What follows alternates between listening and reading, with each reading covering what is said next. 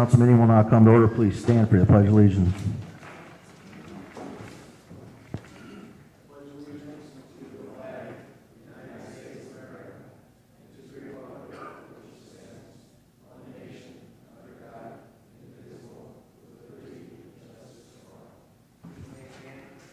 Heavenly Father, we come before you just saying thank you, Lord, for another day.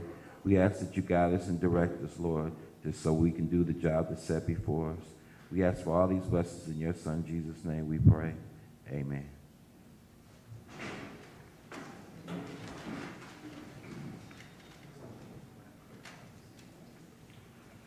Number 2, Clerk Golick, roll call. Markovich. Here. Spitali. Here. Vanez. Here. Kalwinski. Here. Salinas. Here. Higgs. Here. Emerson. Here. Enosa. Here. Opinker. Here.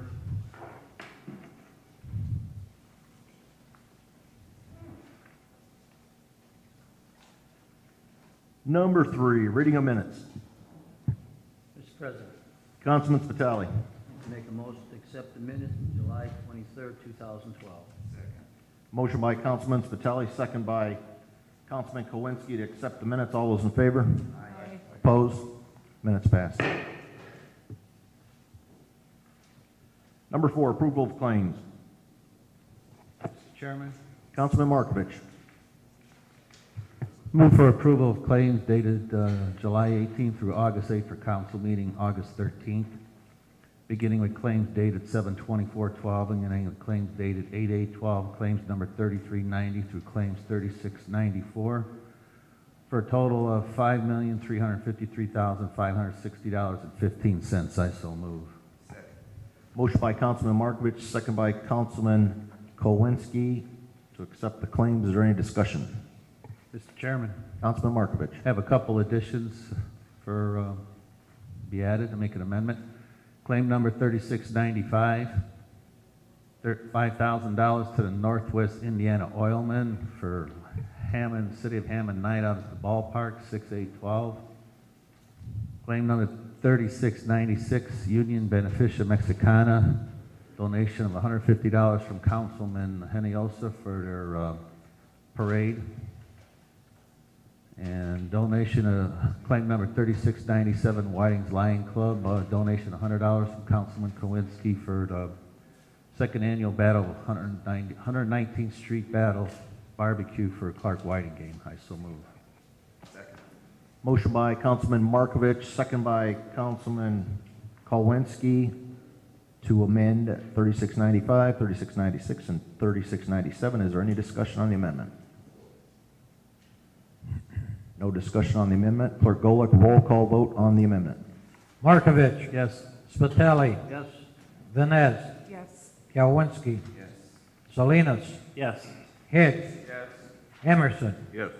Enosa. Yes. Opinker. Yes. Amendment passes 9-0.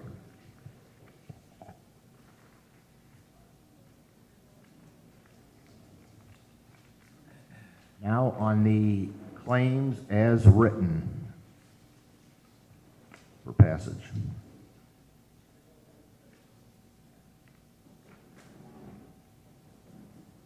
Clerk Golick, roll call vote.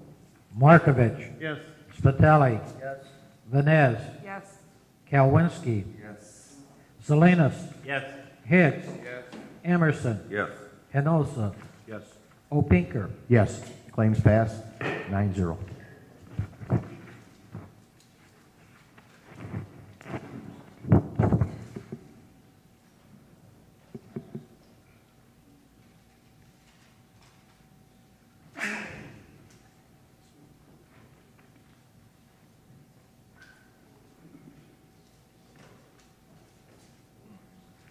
Number 5, public hearing.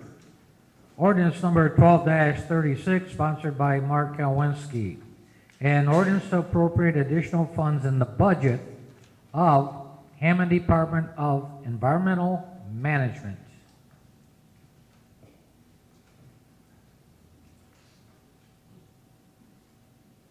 Is there anybody like to speak? Got to open it first. Mr. President, Councilman Higgs. just got to open it. Just say the It's open for public hearing on 1236. Would anybody like to speak?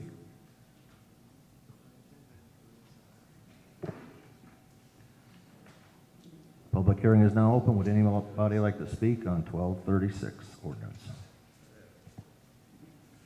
Public hearing is now closed. Number 6, communications. Communications. Does anybody have any communications? Communications is now closed. Number 7, committee reports. Mr. Chairman, Councilman Kowinski. Council as a whole will be bringing out 12-36, 12-39, 12-40, and 12-41. Any other committee reports? Councilman Hinojosa. If Brian is here, I believe we're not supposed to bring out 41. We're supposed to do an intent to consider to bring it out for the 27th. Yes, that's taken care of. So we're still bringing out 41. We're going to bring it out, but yes, we won't be voting on it. Any other committee reports? Committee reports is now closed. Number 8, ordinances. Ordinance 12-36, sponsored by Councilman Kalwinski. An ordinance to appropriate additional funds in the budget of Hammond Department of Environmental Management. Mr. Chairman, Councilman Kowinski. move for final passage of 12-36. Second. Motion by Councilman Kowinski, second by Councilman Spitali. Final passage for 12-36. Is there any discussion?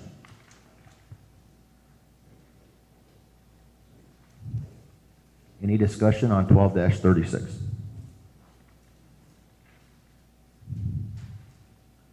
Clerk Golick, roll call vote on 12-36. Markovich. Yes. Spitali. Yes. Vines. yes, Kalwinski. Yes. Salinas. Yes. Higgs. Yes. Emerson. Yes. Hinosa. Yes. Opinker. Yes. Ordinance 12-36 passes 9-0.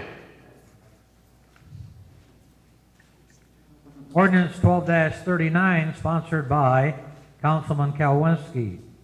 And ordinance amending ordinance number 8702, 8732, and 8784, also known as Section 32.45 of the Hammond Municipal Code, pertaining to the Hammond City Jail booking and processing fee. Mr. Chairman, Councilman Kowinski. move for final passage of 12-39. Motion by Councilman Kowinski, second by Second. Councilman Spitali for final passage of 12-39. Is there any discussion? Mr. President, Councilman Higgs. I'd like to have the clerk read that ordinance.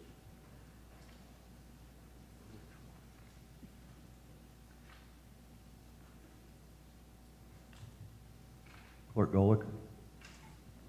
Ordinance 12-39.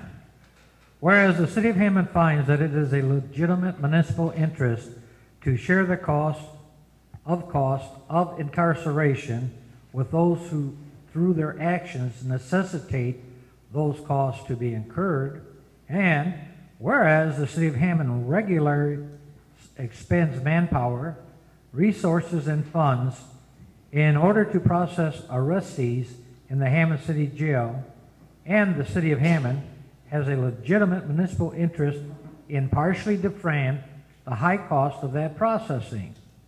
Whereas the City of Hammond, by ordinance, wishes to create a Hammond City Jail booking and processing fee in the amount of $30, with the proceeds of this fee to be used to operate, maintain, and staff the Hammond City Jail while complying with procedural due process requirements.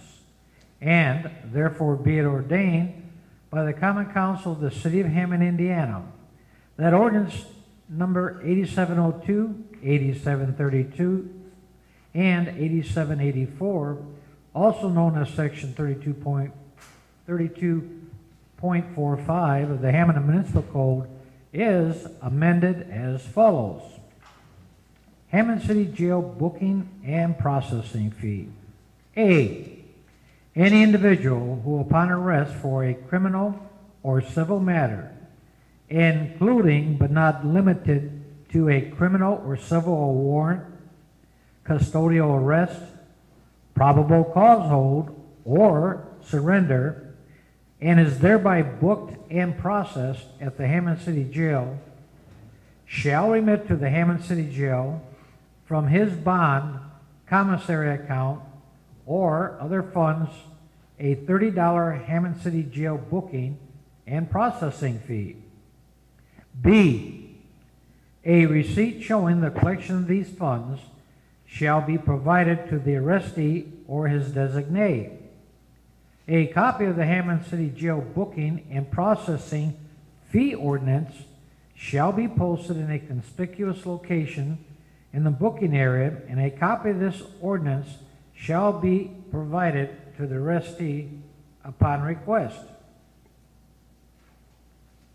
C, any individual who has paid the Hammond City Jail booking and processing fee and is able to demonstrate that he or she was arrested without probable cause, i.e. released with no charges filed, was acquitted, or arrested only on charges that were dismissed for a lack of merit, as opposed to charges dismissed pursuant to a plea in another cause or under a supervision agreement, is entitled to file a claim with the City of Hammond for refund or reimbursement of the Hammond City Jail booking and processing fee, and request a hearing before the Hammond Board of Public Works and Safety. In cases where arrestee is indigent, as determined by the court upon examination under oath, the arrestee may additionally petition for waiver, refund, or reimbursement of the Hammond City Jail booking and processing fee. Therefore, be it further ordained that if any part of this ordinance shall be held invalid by a court of competent jurisdiction, the remainder thereof shall not be affected. This ordinance shall be considered as an amending section 32.5, and any conflict with the Hammond Municipal Ordinance, this amended ordinance shall take place. Any other discussion? Any other discussion on 12-39? Clerk Golick, roll call vote. 12-39. Markovich. Yes. Spitali. Yes. Vines. yes, Kalwinski. Yes. Salinas. Yes. Higgs. Yes. Emerson. Yes. Enosa. Yes. Opinker. Yes, ordinance 1239 passes 9-0. Ordinance 12-40 sponsored by Councilwoman Vines. And ordinance amending ordinance 7554 and ordinance 8452 as it pertains to councilmanic districts in second-class cities. Mr. President, Councilwoman Vines. I move for final passage of 12-40. Second. It's motion by Councilwoman Vines, second by Councilman Spitali. Is there any discussion? Mr. President. Councilman Higgs. I just wanted to say I think this ordinance reflects all the councilmanic districts throughout the city. There are no changes from what I can see, and I think it generally has to be done every, I think it's every 10 years, am I correct? Yes, with the census report. Right. So that's basically what I wanted to say. Mr. President, Councilwoman Vines. this ordinance is required by state statute after a census. Being that our population did not change more than 10% increasing, the councilmanic districts can remain the same. Therefore, there are no changes in the councilmanic districts. Is there any other discussion? 12-40. Clerk Golick, roll call vote. Markovich. Yes. Spitali. Yes. Vines. Yes, Kalwinski. Yes. Salinas. Yes. Higgs. Yes. Emerson. Yes. Enosa. Yes. Opinker. Yes, ordinance 12-40 passes 9-0. Ordinance 12-41, sponsored by Councilman Opinker. And ordinance amending ordinance number 8514, being an ordinance establishing a zoning plan for the city of Hammond in order to provide for orderly growth and development within the city, all in accordance with the comprehensive land use plan for purposes of amending various titles and adding new titles within the zoning ordinance. Mr. Chairman, Councilman Kowinski. I'd like to make a motion to issue a notice of intent to consider 12-41 for the August 27th meeting. Second. It's a motion by Councilman Kowinski, second by Councilman Spitali. All those in favor? Aye. Opposed? Public hearing for 1241 will be set on August 27th. President Opinker, that concludes the ordinances for reading under final passage. Clerk Golick.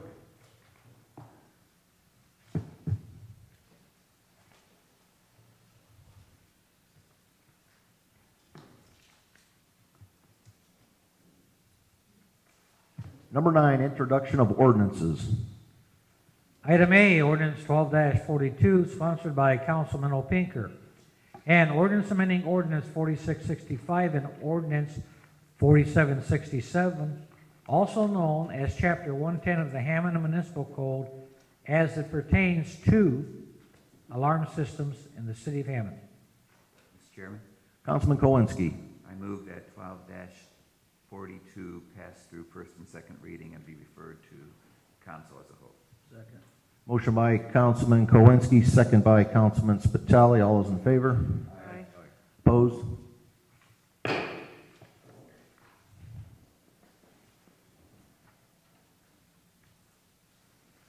President Opinker, that concludes the introduction of ordinances.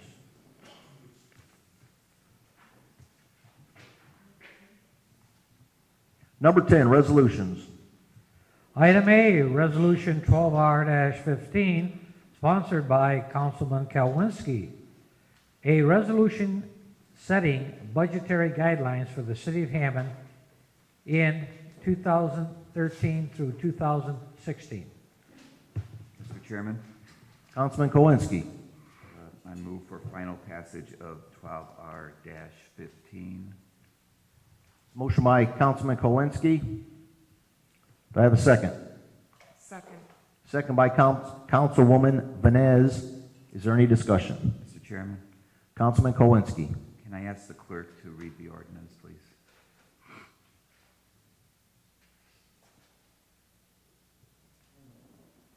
Resolution. Ordinance 12R-15, sponsored by Councilman Kalwinski. Whereas the Hammond City Council has, by Indiana statute, the budgetary authority for the city of Hammond, and the current council will have the authority to set the budget for the city of Hammond for the year 2013, 14, 15, and 16. And whereas property tax caps, reduced property tax collection rates, and increased costs have impacted the ability of the city of Hammond to provide annual raises to Hammond City employees. And whereas until alternative sources of municipal revenue become permanently available, the city of Hammond must remain fiscally conservative and take steps necessary to control the increasing cost of government. And whereas the Hammond Common Council feels that employee raises represent an annual cost and expense over which the council has control and are in an appropriate area within the budget where limitation is advisable.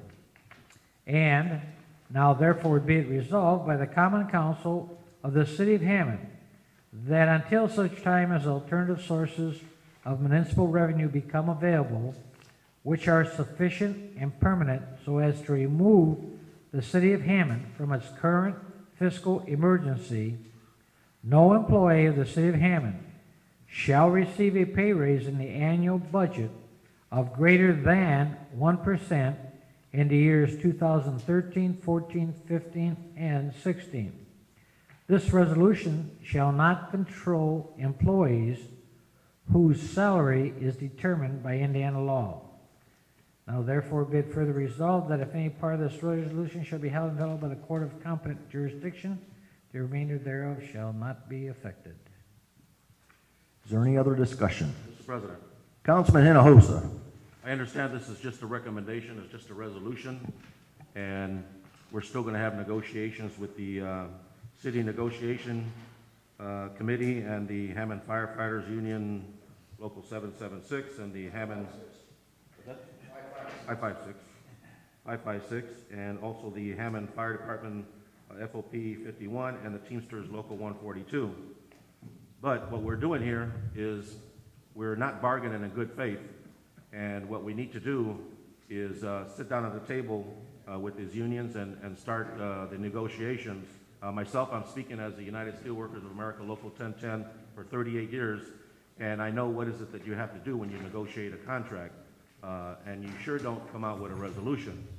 So therefore, since the Hammond Firefighters Union, I believe, is the only one that has met once with the City Negotiating Committee, and I believe nobody from this council is on the negotiating committee, and we have not met with the Firefighters Union, we have not met with the Local 142 Teamsters. I'd like to make a recommendation that we table 12R-15. Is that a motion, Chico? That's a motion.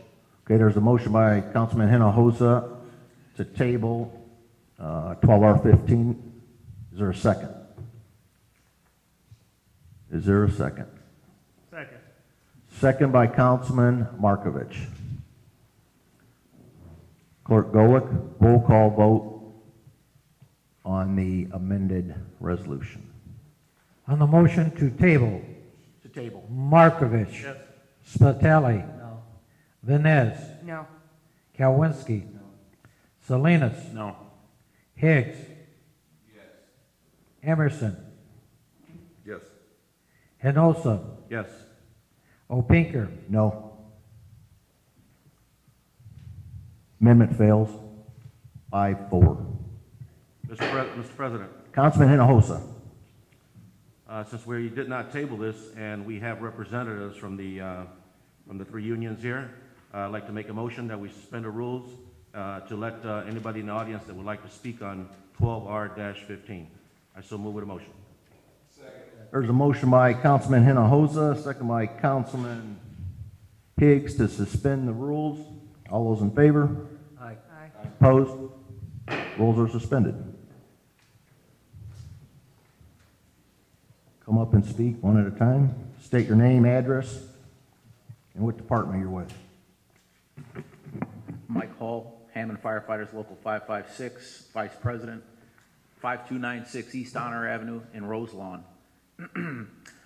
First, we've made it clear, we've been made clear that the City Council and the administration have both told us that the administrator is the sole negotiator for the city.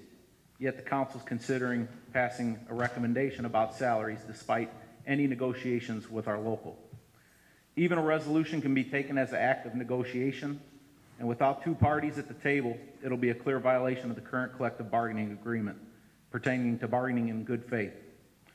Although we agree the city and also other cities throughout the country are in a fiscal difficulty, we also realize in past practice that all salary talks about a said negotiating party have always been with that party, and we're making an exception here. The City Council made it clear earlier, like I said, that the administrator will be the sole negotiator for the city, yet you're going to make a recommendation on salary caps. I'm not saying we don't agree with the salary caps, but you're getting involved in the negotiations by passing this, and there hasn't been any meetings. We'd also like to make a request to the City Council. Once again, this will be the 5th official request to meet with the city for negotiations. Thank you.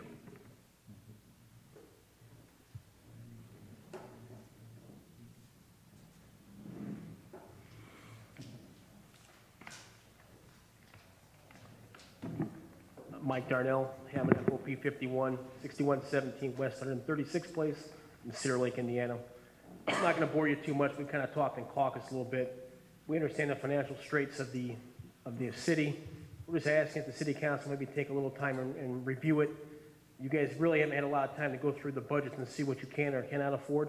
If it's 1% you can't afford, that's fine. That's your conclusion to the situation. But we'd ask that you at least take a little time and see exactly what it is before you just pass this tonight with the 1% resolution. We're just asking for a little consideration. Let us bargain in good faith. Thank you.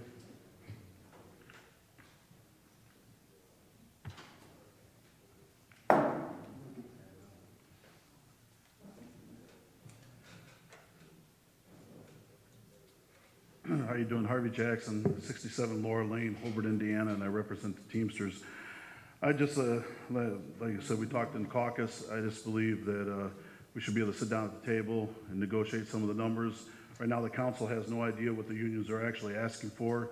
I believe it's kind of along the same lines as the insurance meeting that we had here. You know, I think some of the unions were offering some suggestions that were never heard. And maybe before you cap off what they're asking for, maybe let the committees at least see what the unions are asking for or willing to do to help the city out. Everybody that lives here in Lake County understands what we're going through in every municipality. I don't think it's too much to ask to at least see what the unions are looking for before you at least make a recommendation. So thank you very much. Thank you.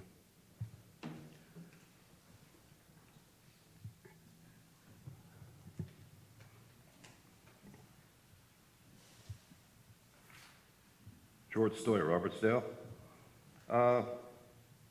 I'm still at a loss as to why we're even considering raises for municipal workers.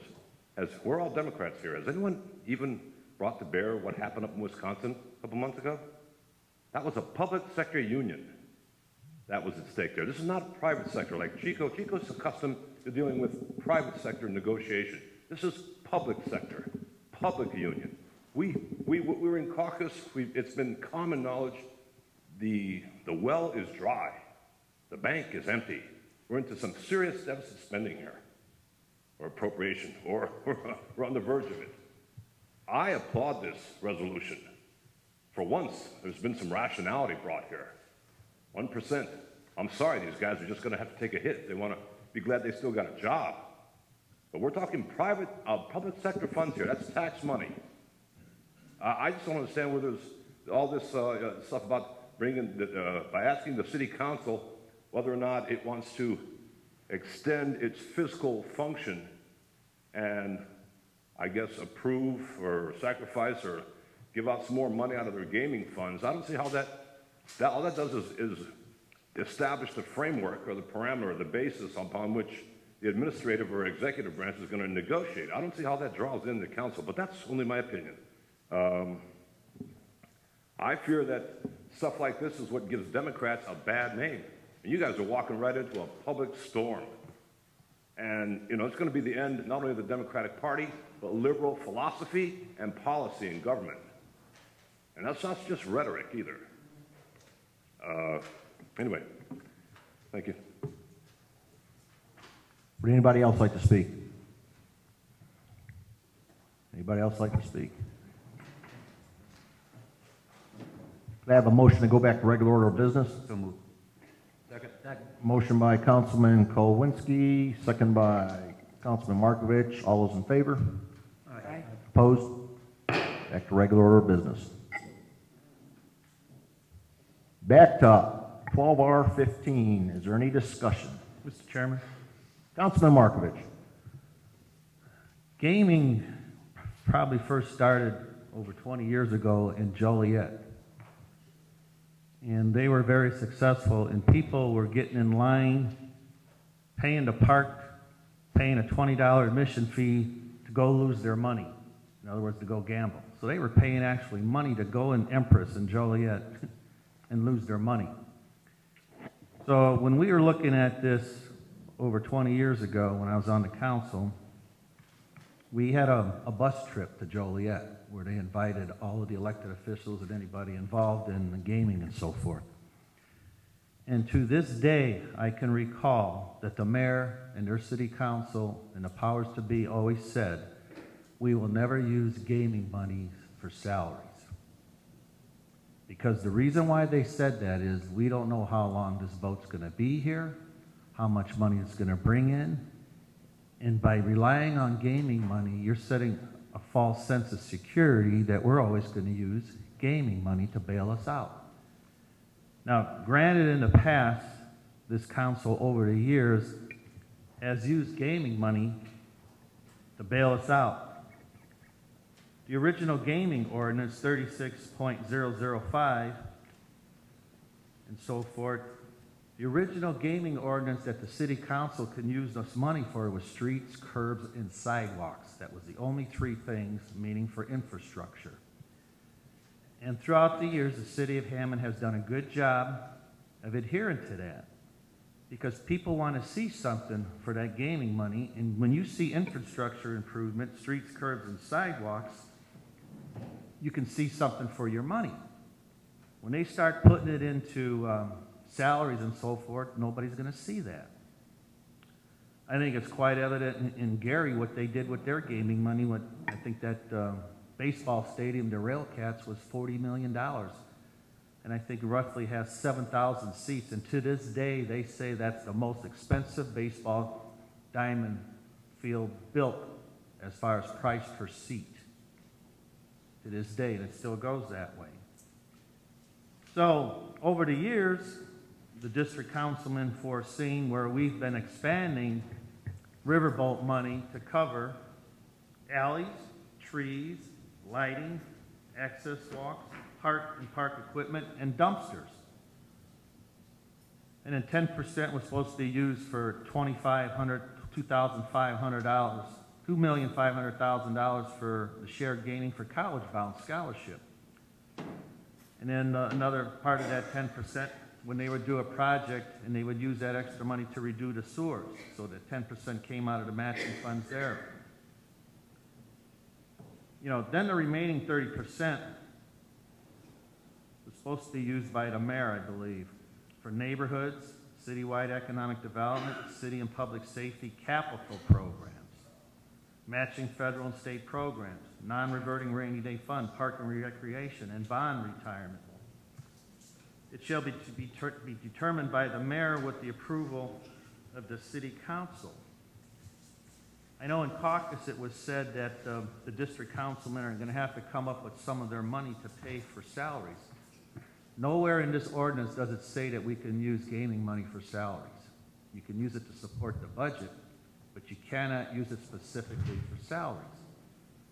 So I would imagine now somebody's going to have to come up with an amendment to our gaming ordinance that it can be used for salaries. Now you can always do the switch and bait, that you can come up and give money to the police and fire department where it says where it can be used for public safety, but that's always meant for equipment, capital expenses, and so forth and all of that. So I guess you could probably say, well, we're going to give them money for their budget, but it's to support their salaries, the payroll. So that's yet to be seen. But according to the gaming ordinance as it stands, gaming money cannot be used for salaries. So that's where we're at, and I just wanted to throw that out there, being that I was involved with the original ordinance for gaming, been involved in the changes, and so forth. But, you know, people start throwing things in there saying, well, we're going to have gaming money and use it for our salaries. And we've known in the past we've used it for our insurance, for health claims, we have a new charter school, the Haas Academy. Money was used funding for that and so forth. And, you know, now, you know, they keep increasing college bound, and I guess they said they have 500 kids, or maybe have gone through the program. So that's costing more than the $2.5 million that I believe that they have allotted for the 10% for the college bound fund. So to arbitrarily, just to go ahead and pass a resolution saying, you know, 1% for the next 4 years, I don't have that information to make that decision. So I'm just clarifying that. But I've also brought to the table what the rules and regulations are for the use of gaming money. So let everybody's conscience be their guide and know the difference between what is right and what is wrong and what you're legally able to do with this gaming money is following according to the ordinance. Thank you. Is there any more discussion on 12R15? Mr. President. Councilman Spitali. We have Chief Daberton coming to the mic. Chief of Staff.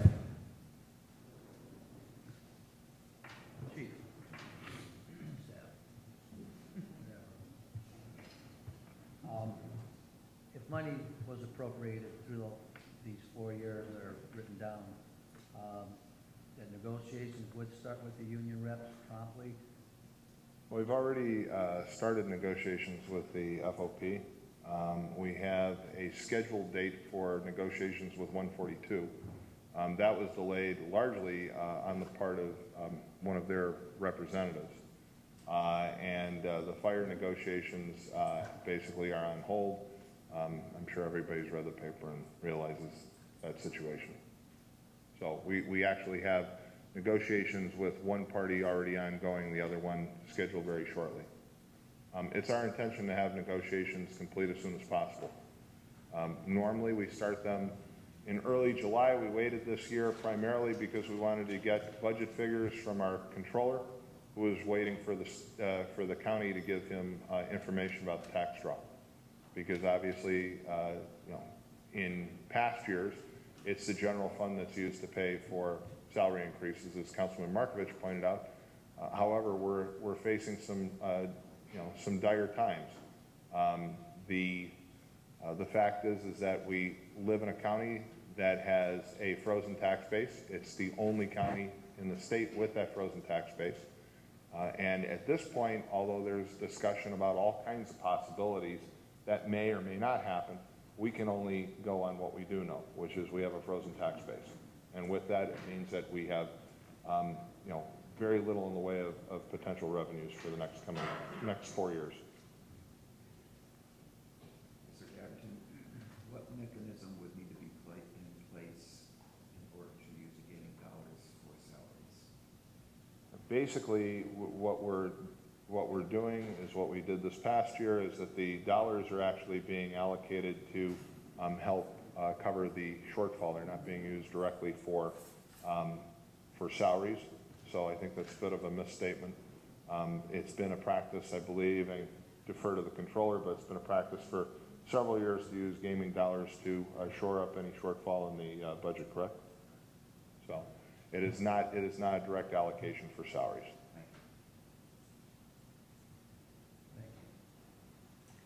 Any other discussion on 12R15? Mr. President, Councilwoman Venez. I think it needs to be stated again that this is a resolution, which is a recommendation by the City Council. I don't see how this would impede the negotiations. I would think that it would make the negotiations a little bit easier, because you know exactly what you're looking at when you go in to negotiate. You were asking for, Mike Hall wanted the council to be involved in the negotiations. And here we are making our recommendation. This is our recommendation. So, times are tough. And frankly, we don't have the revenue. And it doesn't look like we're going to get any revenue in the near future unless some things change. Mr. President, I would like to add my name to this resolution.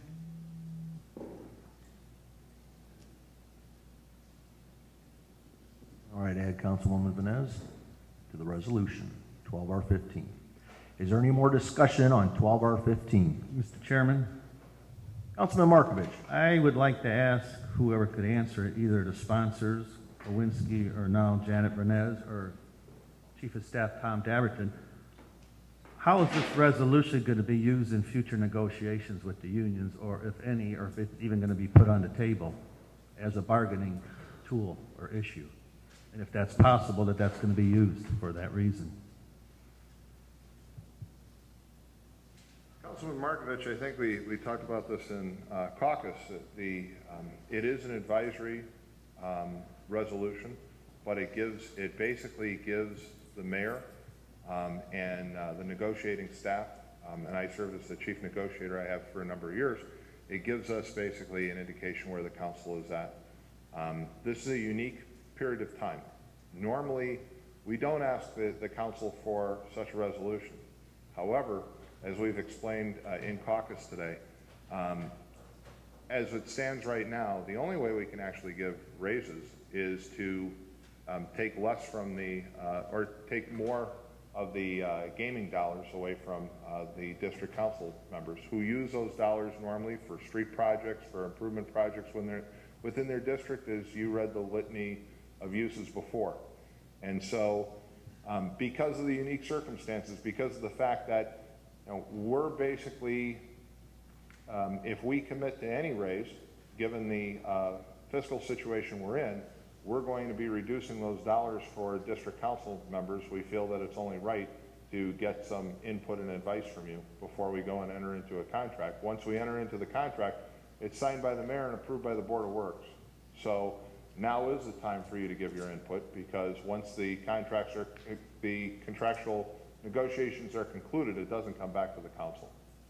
It only comes back to the council in the form of the salary ordinance and in budgets. And because of the fact that we're taking dollars that normally you control, we feel that it's only proper for you to have input. Thank you. Mr. Dabberton? Yes. Roughly how much increase would keep up with inflation? Do you have a handle on that? I don't know that I can answer that directly. I don't have the inflationary index right in front of me. So I can't give you that. I can certainly get back to you in a few minutes and look it up, but I don't have that in front of me at this time. Thank you. Any other discussion? Any other discussion on 12R15? Clerk Golick, roll call vote. Markovich. No. Spitali. Vines. Yes. Kalwinski. Yes. Salinas. Yes. Higgs. No. Emerson. No. Enosa. No. Opinker. Yes. Resolution passes 5-4. President Opinker, that concludes the reading of the resolutions. Number 11, new unfinished business.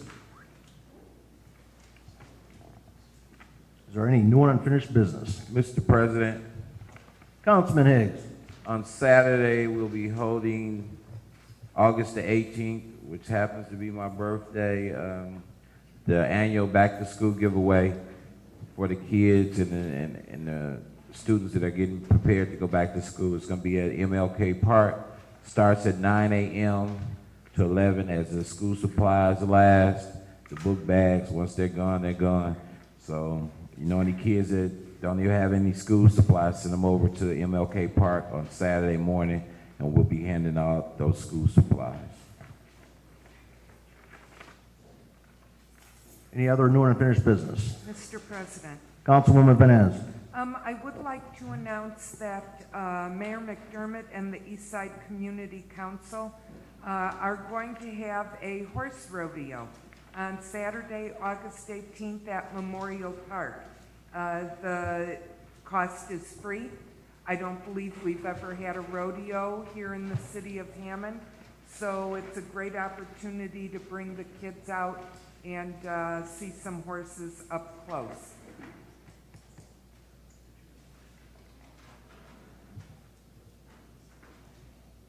Any other new and unfinished business? Mr. President. Councilwoman Vines.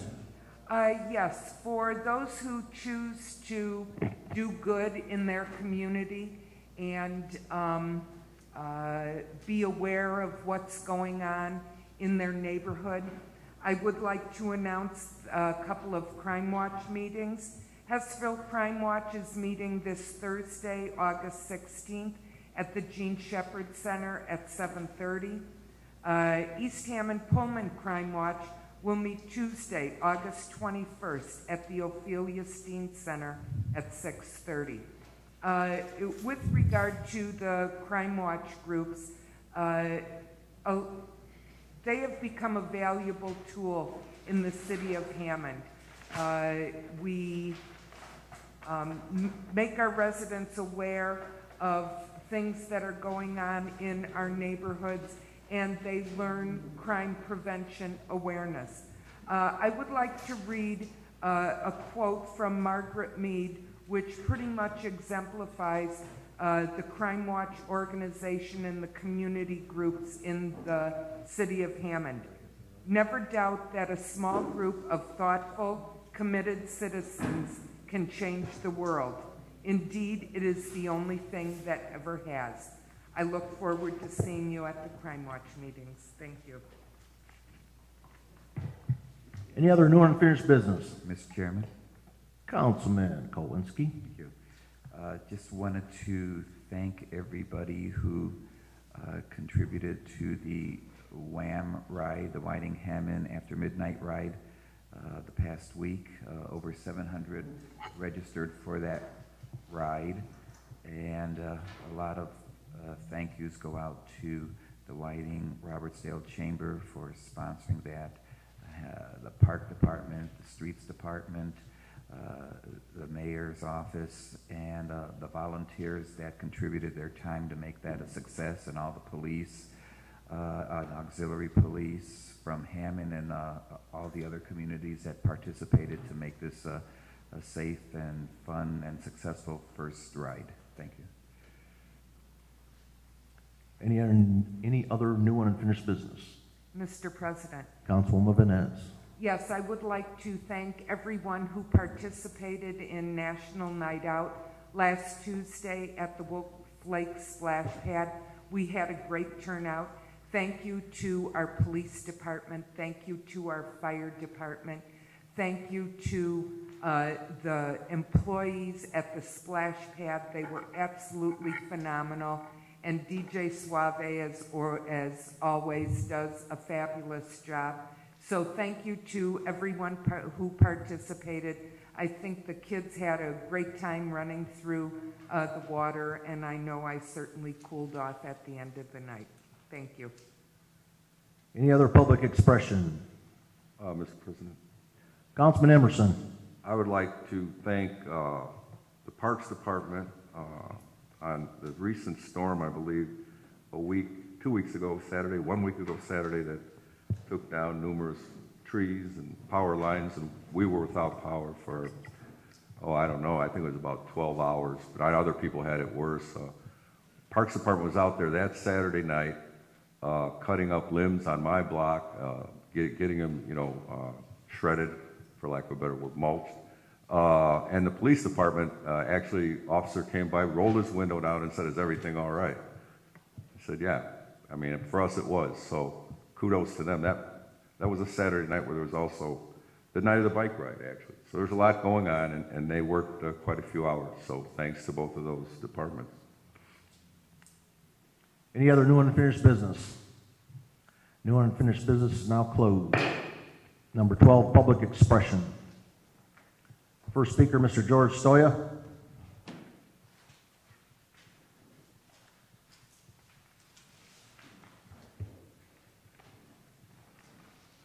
Just briefly, this ordinance you passed tonight, 12-39, with respect to the processing fee for jail bookings. Jesus.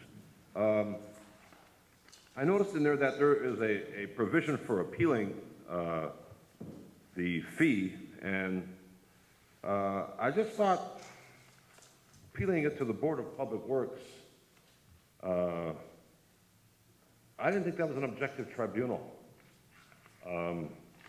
I think the city is somewhat vulnerable.